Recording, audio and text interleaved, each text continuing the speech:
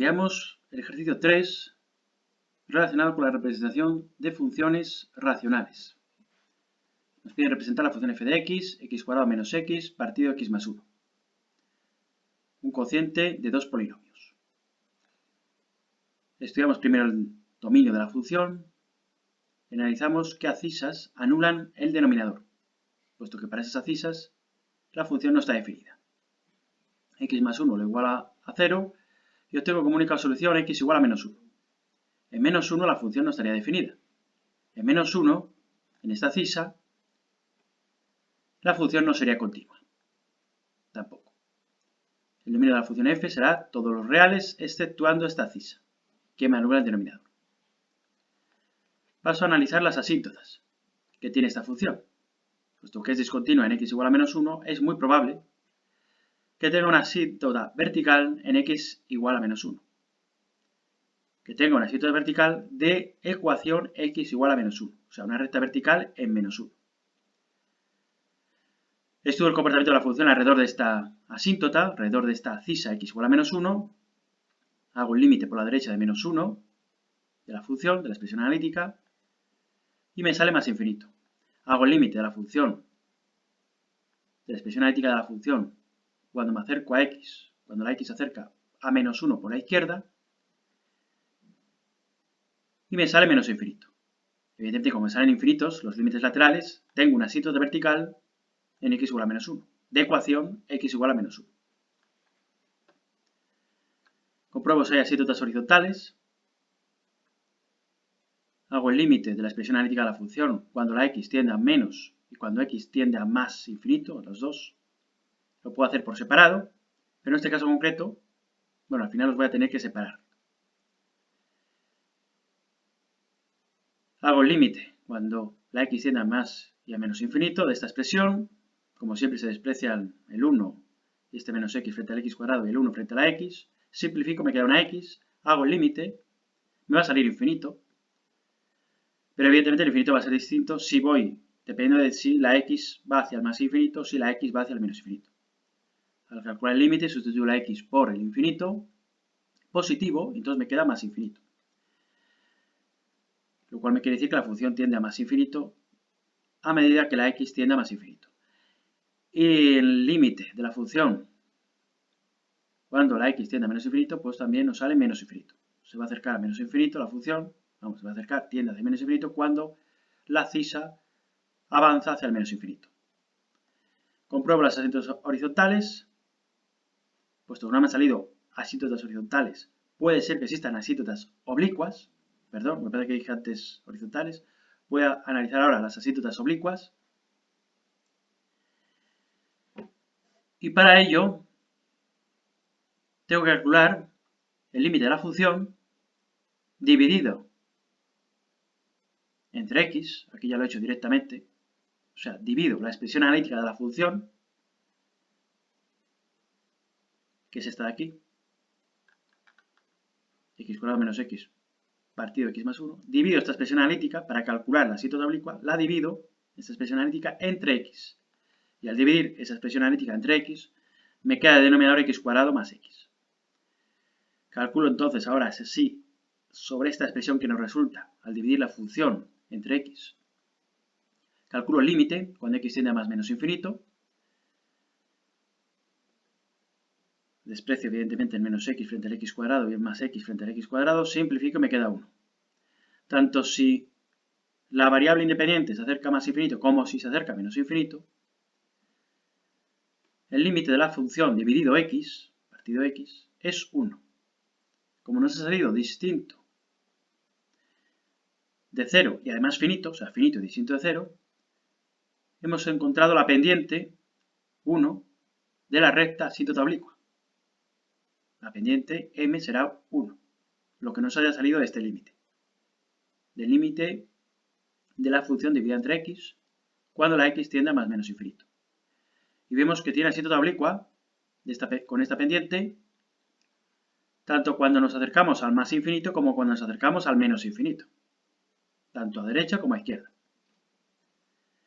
Una vez que hemos obtenido esta pendiente y sabemos que existe asíntota oblicua, sabemos que debemos de calcular otro límite que nos proporcione la ordenada del origen de la recta asíntota oblicua, n. Para calcular n, la ordenada del origen, tengo que hacer este límite. Límite de la función, de la expresión analítica de la función, aquí sí que es la de f de x, menos 1, m, lo que nos ha salido aquí, m, multiplicado por x. Si nos ha salido 1, pues entonces me queda menos x. Calculo el límite de toda esa expresión que queda dentro del intervalo, dentro del paréntesis, cuando x tiende a más y menos infinito, igual que antes. Desarrollo el límite, bueno, hago aquí operaciones, operación algebraica, calculo el límite, y me queda menos 2. Me queda que el límite de esta expresión de aquí, cuando la x tiende a más y menos infinito, es menos 2. Nos sale, por tanto, una ordenada del origen para las rectas asíntota oblicua igual a menos 2. La n igual a menos 2. Por lo tanto, la ecuación de la recta asíntota oblicua será, esta es la fórmula general, pero para nuestro caso en concreto es igual a m, que nos ha salido 1, por x, más n, la ordenada del origen, que nos ha salido menos 2. O sea, más menos 2. La ecuación de la asíntota oblicua será igual a x menos 2. Estas dos asíntotas, tanto la vertical como la oblicua, las tenemos que representar en el plano cartesiano antes de representar la curva de la función. Pasamos a estudiar la monotonía de la función, el crecimiento y decrecimiento de la función y los máximos y mínimos. Derivo la función, es una función definida, racional, cociente de dos funciones, y la expresión analítica de esa función derivada es x cuadrado más 2x menos 1. Partido x más 1 elevado al cuadrado. Igualo esta expresión analítica a 0 para hallar los puntos singulares, que equivale a igualar simplemente el numerador, y como resultado me salen estas dos soluciones. X igual a menos 1 más raíz de 2, que es aproximadamente igual a esta cantidad, de aquí al 0,4142, puntos suspensivos. Y la otra solución es x igual a menos 1 menos raíz de 2, que es menos 2,4142 y puntos suspensivos. Estas son las abscisas de los puntos singulares. Pues bien, ahora pasamos ya a estudiar el signo de la derivada en los intervalos que nos quedan en el dominio, en los intervalos en que queda dividido el dominio, por las abscisas de los puntos singulares, de estos dos puntos singulares, y por la abscisa en la que la función no está definida. Hay una abscisa en x igual a menos 1 en la que la función no está definida, es discontinua la función.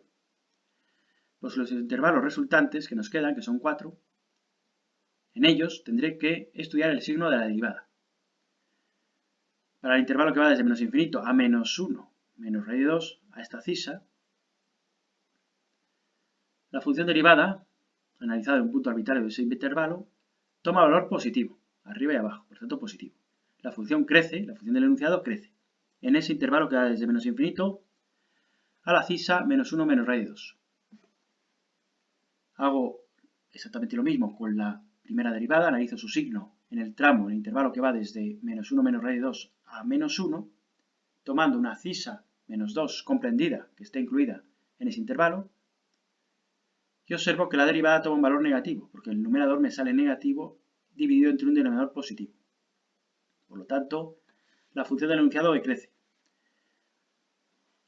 Analizo en el siguiente intervalo el signo de la derivada, tomo el 0 como punto arbitrario del intervalo que va de menos 1 a menos 1 raíz de 2, y observo que el valor que toma la derivada en esa abscisa es de signo negativo. Puesto que el numerador me sale negativo, dividido entre el positivo del denominador, el resultado es negativo.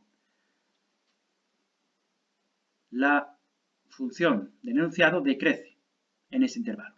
El intervalo que va desde menos 1, abscisa en la que no está definida la función, a este otro punto de abscisa, menos 1 raíz de 2, que es la abscisa del punto singular. Y finalmente hallo el signo de la función derivada en 3, me sale negativo, 3 un punto arbitrario del intervalo que va desde menos 1 más raíz de 2 a infinito, y observo entonces que el signo va a salir negativo, y si el signo de la derivada sale negativo, la función decrece. De todas formas, me parece que aquí tendría que salir, si yo sustituyo la primera derivada, esto tiene que estar mal. Si yo sustituyo la primera derivada, el valor 3, lo de abajo es positivo, evidentemente. Aquí me quedaría 9, 6, con lo cual ya son 15 y menos 1, pues me queda positivo. Entonces no me queda el numerador negativo, me queda positivo. Positivo entre positivo. Positiva la raíz, positiva, me queda como valor positivo el valor de la primera derivada en el intervalo que va desde menos 1 raíz de 2 a infinito. De ahí que la función crezca en ese intervalo. Analizando el comportamiento de la función a un y otro de los puntos singulares, observo que en x igual a menos 1 menos raíz de 2, en este punto, en esta cisa, la función tiene un máximo. Y analizando también el comportamiento a un lado y otro de este punto singular, observo que aquí tengo un mínimo relativo, en x igual a menos 1 más raíz de 2. Calcula las ordenadas de esos extremos relativos, de estas abscisas, puesto que luego las tengo que representar. Entonces calculo la ordenada correspondiente a la abscisa menos 1 menos raíz de 2, aquí abajo, y calculo la ordenada correspondiente a la abscisa menos 1 más raíz de 2. Al sustituir la expresión analítica de la función original, de la función del enunciado, pues nos queda esta expresión de aquí, con radicales, cuya expresión aproximada son estas de aquí. Es menos 0,172 y pico puntos suspensivos y menos 5,83 puntos suspensivos. Entonces, para tener una idea, a la hora de representar en el plano cartesiano estos puntos. El punto menos 1 más raíz de 2 de abscisa y de ordenada 4 menos 3 raíz de 2 partido raíz de 2, en ese punto tenemos un mínimo relativo. Y en el punto de abscisa menos 1 menos raíz de 2 y de ordenada 4 más 3 raíz de 2 partido menos raíz de 2, tengo un máximo relativo. Bueno, aquí lo pongo con valores aproximados tanto las abscisas como las ordenadas calculadas. Esto es fundamental a la hora de representar aproximadamente estos puntos en el plano cartesiano, para luego representar la función. Continuamos calculando los puntos de corte de la función con el eje x. Para eso hago la y igual a 0. Hacer la y igual a 0 es igualar a la función a 0, su expresión analítica a 0. Igualo a la expresión analítica de la función a 0 y me resultan estas dos soluciones, x igual a 0 y x igual a 1. Pues bien, en los puntos de coordenadas 0, 0 y 1, 0, la función corta al eje x, que es lo que tengo aquí. Y ya con todos estos datos podemos representar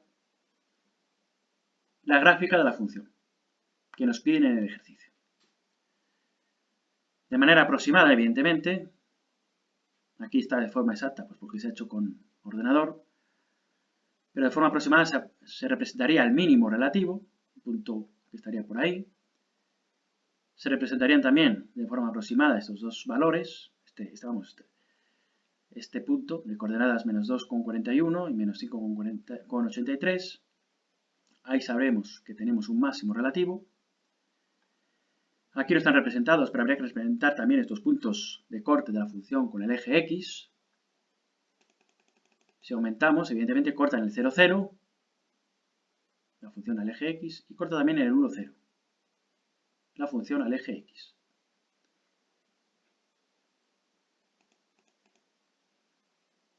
Y también, antes de dibujar la gráfica de la función, es indispensable también dibujar la asíntota vertical en x igual a menos 1 que tenemos y la asíntota oblicua que habíamos obtenido. Era igual a x menos 2. La asíntota oblicua calculada.